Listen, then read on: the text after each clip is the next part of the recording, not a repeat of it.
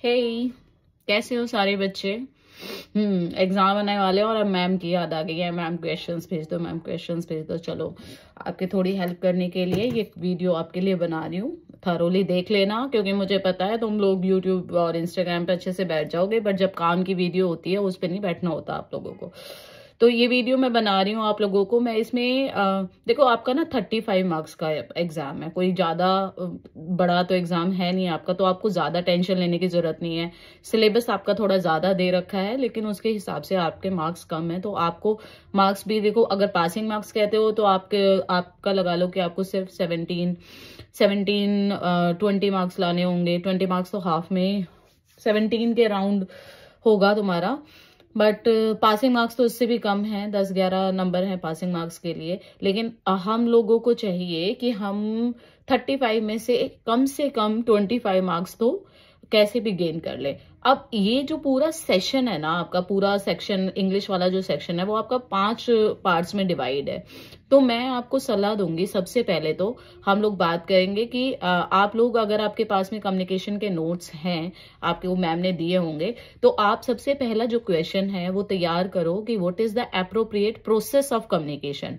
इसका आने के चांसेस ज्यादा हैं, या बैरियर्स ऑफ कम्युनिकेशन भी पूछ लिया जा सकता है। तो मेन 2 क्वेश्चन आप तैयार कर लो, what is communication, what is the process of communication, और what are main barriers of communication. तो आपका फर्स्ट यूनिट का एक पार्ट में से ये हो जाएगा।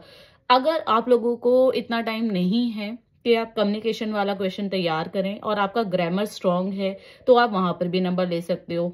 या फिर आप ऐसा कर लो कि एक क्वेश्चन आप कम्युनिकेशन का लर्न कर लो और बाकी का आप थोड़ा बहुत ग्रामर कर लेना। अब ग्रामर में भी मैंने आपके लिए कुछ क्वेश्चंस बनाए हैं आपके लिए, ताकि आपको जल्दी जल्दी मैं आपको समझा सकूं। ज्यादा टाइम इस वीडियो में भी मैं नहीं लूंगी। अभी देखो, आपके लिए मैंने यहाँ पर क्वेश्चन बनाए हैं। पहला क्वेश्चन है, what is the appropriate process of communication in modern life, what are main barriers to communication, how communication network works in an organisation. देखो बच्चों, मुझे पता है आप लोगों का इंग्लिश बहुत ज्यादा स्ट्रांग नहीं है, और आप लोग ग्रामर में तो मात खा जाओगे, या फिर आपको अच्छे से आएगी नहीं। तो मैं आपको सजेशन यही करूंगी कि आप अपना कम्युनिकेशन वाला पार्ट भी पॉइंट्स भी याद कर लोगे, उसके पॉइंट्स भी थोड़ा बहुत लिख दोगे, तो भी आपको 1-1, 2-2 नंबर मिल जाएंगे। तो आप कम्युनिकेशन वाले क्वेश्चंस जरूर याद करके जाना, चाहे पॉइंट्स याद कर लो, बहुत ज्यादा डीपली आप अपने आप से एलिब्रेट करके बना देना। अच्छा, नेक्स्ट आपका टॉपिक, ग्रामर में मैंने सारे टॉपिक कवर नहीं किए हैं। आपके कोर्स में प्रेजेंट टेंस नहीं है, आपके कोर्स में जो दिया हुआ है वो सिंपल पास्ट टेंस है। और सिंपल पास्ट टेंस के अंदर यहाँ पर मैंने कुछ ये आपको समझाने के लिए कुछ एक वर्ड्स बता रही हूँ। जैसे कि कोई भी सेंटेंस आता है, अगर उसके अंदर the last Monday, the last Sunday, yesterday, the last night, ये शब्द आते हैं, तो आपको आंख बंद करके उसमें ईडी वाली फॉर्म लगानी है या पास्ट टेंस लगाना। कई जगह ईडी वाली फॉर्म भी नहीं होती है, तो ये आपको वर्ब में पता होना चाहिए। तो यहाँ पर कोई भी एक्शन जो पास्ट में हुआ होगा, लास्ट नाइट हुआ होगा, उसके लिए हम पास्ट टेंस यूज करते हैं। जैसे मैंने यहाँ पे एग्जाम्पल दे रखा है आपको,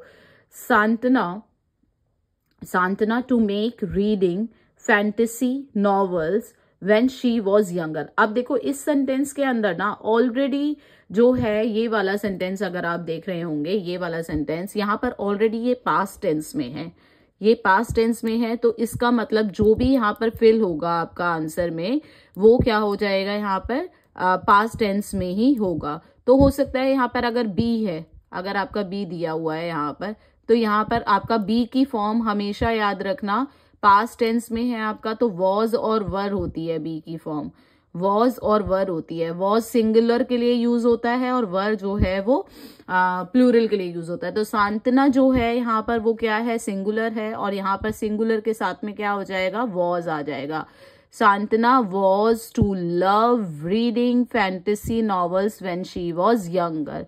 तो याद रखना कि अगर एक तरफ सेंटेंस में आपको पास्ट टेंस दिया हुआ है, तो दूसरी तरफ भी आपका पास्ट टेंस हो जाएगा। और अगर कोई भी सेंटेंस में, जैसे नेक्स्ट वाले में देखो आप, आई पे द बिल, आई पे द बिल, ऑलरेडी हो चुका है वो काम। तो इसके अंदर देखो, ऑलरेडी वैसे हम पास्ट परफेक्ट के लिए भी यूज करते हैं, लेकिन अगर आप यहाँ पे आई पेड कर दोगे, पेड, पे की सेकेंड फॉर्म क्या होती है, पास्ट फॉर्म क्या होती है उसकी, पेड, तो यहाँ पर क्या हो जाएगा, ये भी सही है आपका। उसके बाद द टीचर टीचर ने मोटिवेट, क्योंकि प्रेजेंट टेंस तो आपके कोर्स में है ही नहीं, तो आपको पास्ट में ही चेंज करना है, तो इसका क्या हो जाएगा आपका मोटिवेटेड, मोटिवेटेड, इसका आंसर हो जाएगा आपका motivated. The teacher motivated her kids to stand up for themselves and their fellow classmates।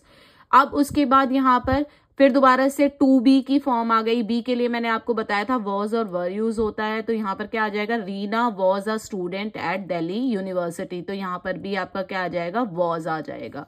ठीक है, यहाँ पे मैंने ought to यूज क्यों किया, क्योंकि ought to का यूज होता है जहाँ पे हम अपने कल्चरल वैल्यूज सिखा रहे होते हैं। ought to का यूज कहाँ पर होता है, जहाँ पे हम अपने कल्चरल वैल्यूज को सिखाएंगे, रिलीजन बिलीव्स को सिखाएंगे या पर्सनल वैल्यूज को सिखाएंगे, तो वहां पर हमें ought to।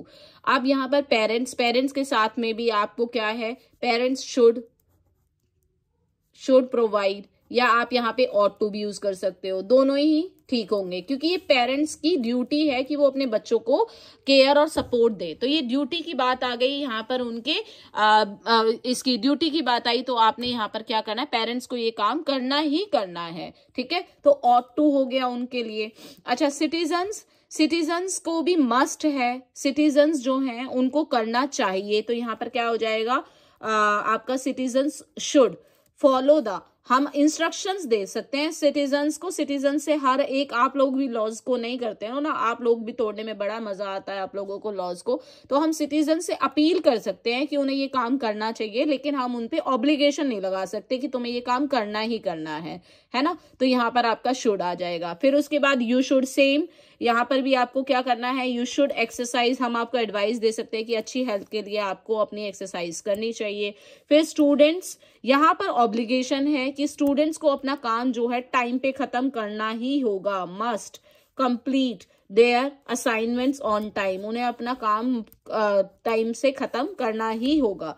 अच्छा, नेक्स्ट है आपका एक और पार्ट दिया हुआ था आपका वुड जो है दो चीजों के लिए हम यूज करते हैं, एक तो पोलाइट रिक्वेस्ट के लिए, दूसरा अगर पहले से ही हमें कोई वर्ब पास्ट में दे रखी है, और अगर हम इफ वाले सेंटेंस बना रहे हैं, अगर मैंने लॉटरी जीती होती तो मैं पूरे दुनिया में घूमता, है ना, सबके सपने हैं ना, आप लोगों के भी सपने हैं, हाय कोई लॉटरी लग जाए, बैठे बैठाए लग जाए, पढ़ना थोड़ी ना है, बिना पढ़े ही लग जाए, है ना।